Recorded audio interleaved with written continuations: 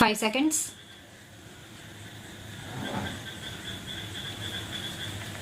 Mr. Speaker, sir, for realization of the goal of housing for all and affordable housing, a tax holiday has already been provided on the profits earned by developers of affordable housing. Also, interest paid on housing loans is allowed as a deduction to the extent of 2 lakh in respect of self-occupied property.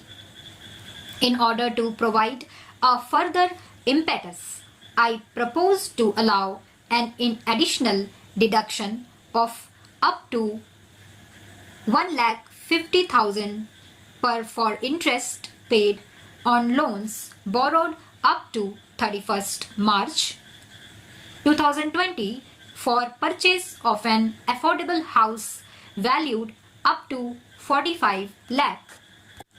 Therefore, a person purchasing an affordable house will now get an enhanced interest deduction up to 3.5 lakh. This will translate into a benefit of around 7 lakh to the middle class home buyers over their loan period of 15 years. Non-banking financial companies play an increasingly important role in India's financial system. With the enhanced levels of regulation they are subjected to by the Reserve Bank of India, there is a need to provide greater parity in their tax treatment, vice versa scheduled banks. Currently, interest on certain bad or doubtful debts made by scheduled banks and other financial institutions is allowed to be offered to tax in the year in which this interest is actually received. I propose to extend this facility to deposit taking as well as systematically important non-deposit taking NBFCs also. To promote the International Financial Services Center in Gift City, series of measures have already been taken in the past by this government.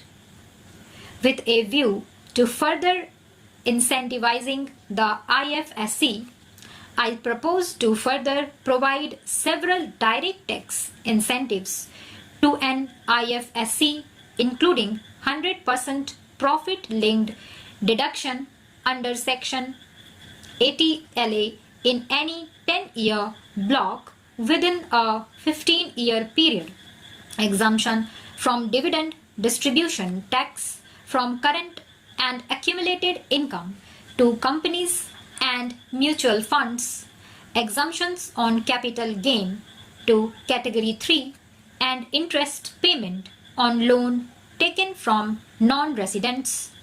I propose to give relief in levy of securities transaction tax by restricting it only to the difference between settlement and strike price in case of exercise of options.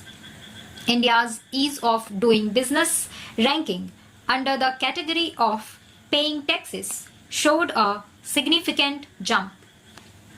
Mr. Speaker, sir, more than 120 crore Indians now have Aadhaar.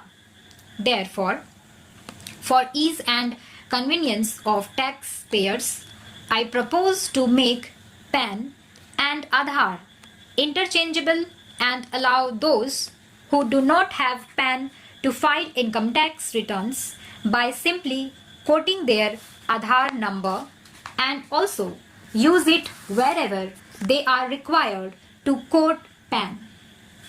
Pre-filled tax returns will be made available to taxpayers, which will contain details of salary income, capital gains from securities, bank interests and dividends, etc., and tax deductions. Information regarding these incomes will be collected from the concerned sources such as banks, stock exchanges, mutual funds, EPFO, state registration departments, etc. This will not only significantly reduce the time taken to file a tax return, but will also ensure accuracy of reporting of income and taxes. The existing system of scrutiny assessments in the income tax department involves a high level of personal interaction between the taxpayer and the department, which leads to certain undesirable practices on the part of tax officials. To eliminate such instances and to give shape to the vision of the Honorable Prime Minister, a scheme of faceless assessment in electronic mode involving no human interface is being launched this year in a phased manner. To start with, such assessments shall be carried out in cases requiring verification of certain specified transactions or discrepancies.